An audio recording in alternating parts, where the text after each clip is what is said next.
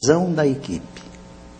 Abolir isso, trabalhar no sentido de que, não que a vaidade vai deixar de existir, jamais ela deixará de existir, mas eu sempre digo que em dose elevada ela é perniciosa para dentro da organização. Então todos os afetos são bons, desde que devidamente controlado. Eu posso ter inveja de um trabalho seu, desde que eu diga para você, nossa, eu morri de inveja daquele trabalho que você fez. Mas essa é uma inveja boa, né?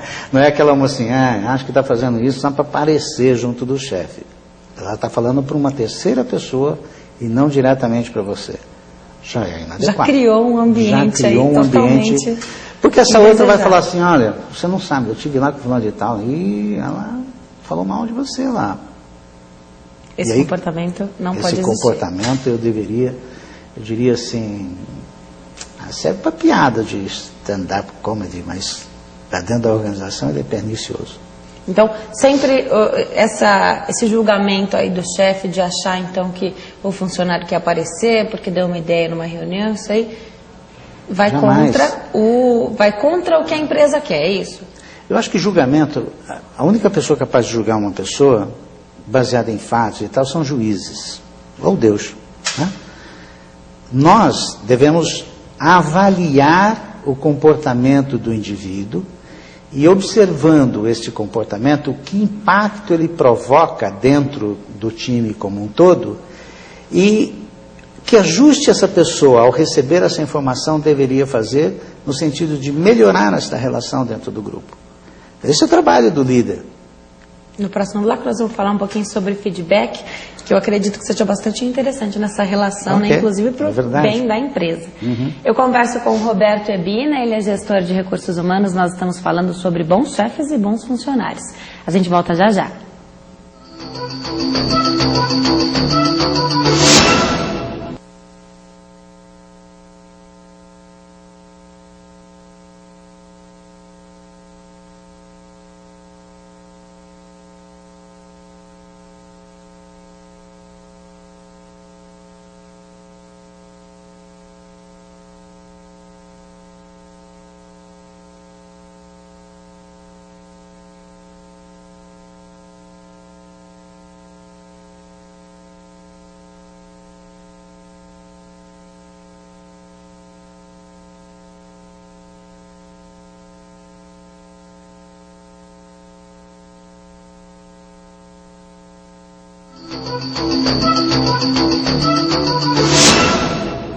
Estamos de volta e o tema de hoje é muito interessante. Nós estamos falando sobre bons chefes e bons funcionários.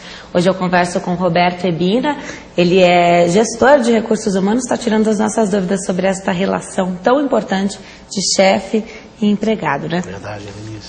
Vamos falar um pouquinho então do feedback, Roberto. A gente falou então dessa questão da reunião, de repente alguém dá uma ideia...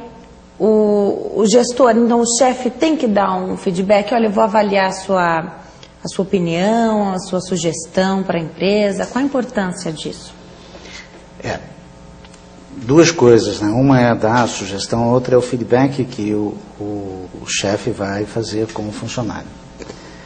Vamos entender assim, primeiro que feedback é uma ferramenta que, bem empregada, ela causa um benefício enorme dentro da organização. Dissipa toda e qualquer inquietação que existe de problemas de comunicação. Ela melhora a comunicação, melhora o ambiente. Só que o feedback, ele precisa sair de dentro da pessoa aqui com um sentimento, aí não é mais racional, é mais emocional mesmo, o sentimento de que eu quero te ajudar.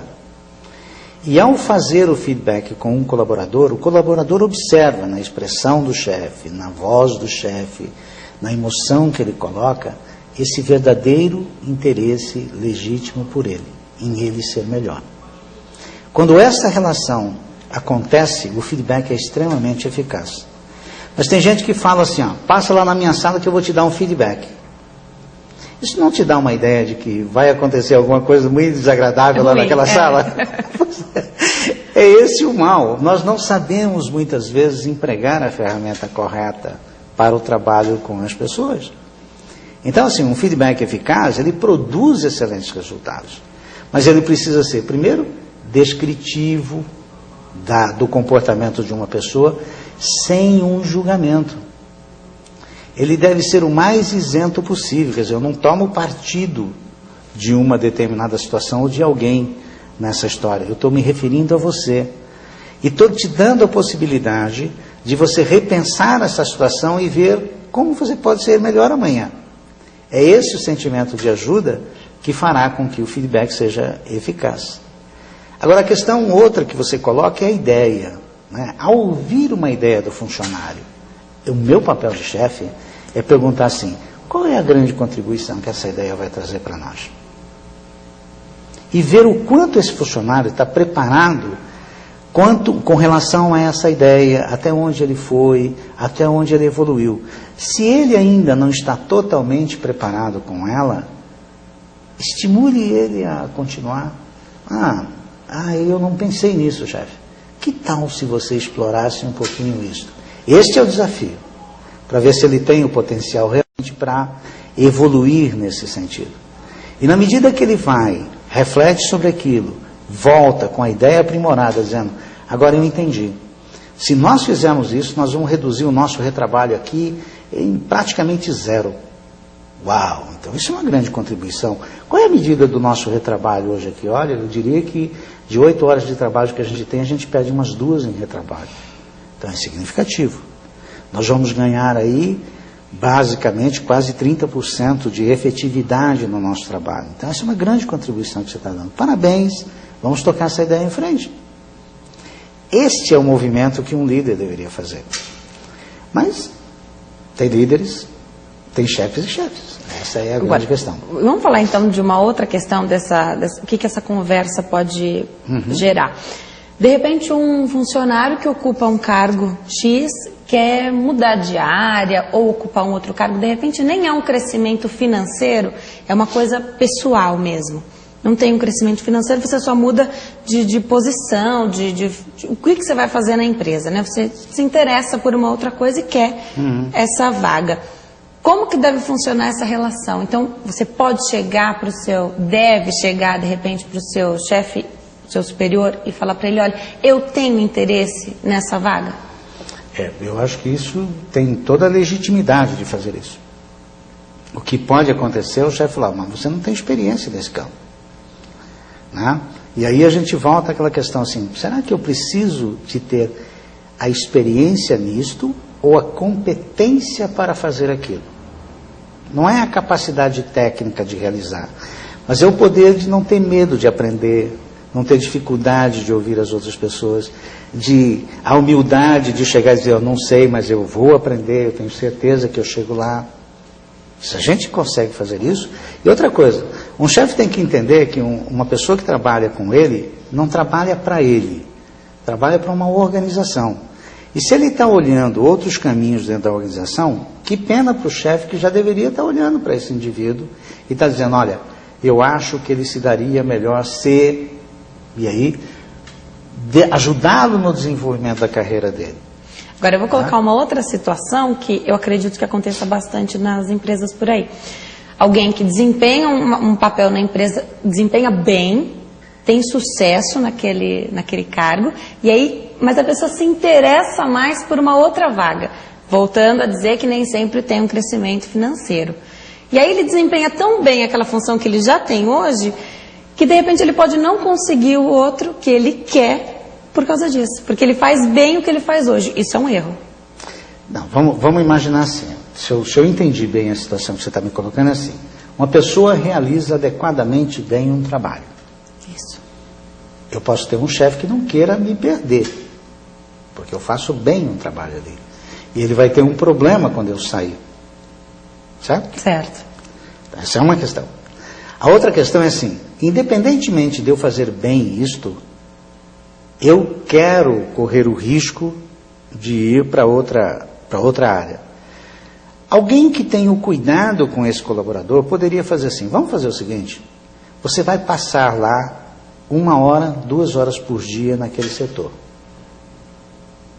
Eu vou fechar com você um compromisso. Você continua fazendo bem o trabalho aqui e vai lá passar 2 horas lá. Que tal?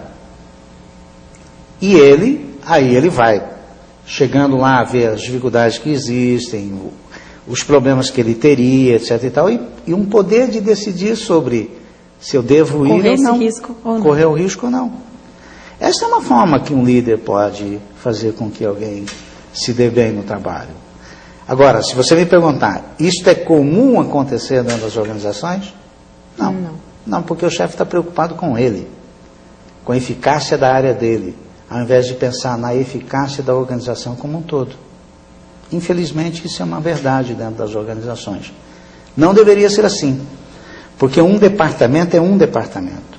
Somado com outros departamentos é que formam a organização. E estas pessoas deveriam trabalhar com esse espírito de time, verdadeiros times dentro da organização. Não é cada um fazendo a sua parte, é cada um contribuindo. Bate um telefone na tua mesa, não é o seu departamento, e fala assim, isso não é comigo. Não, é com você sim, você faz parte dessa empresa. Então assim, ajude essa pessoa a encontrar o caminho lá dentro desta organização. O caminho mais fácil é dizer, não é comigo, não é do meu departamento. Mas não são essas pessoas que costumam se dar bem, então, né? Pois é. As empresas perdem muitos talentos?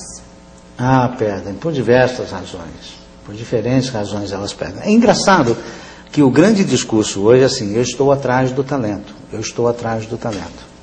Né? O talento é sempre uma pessoa controversa, porque ele é criativo, ele é ousado, ele corre risco.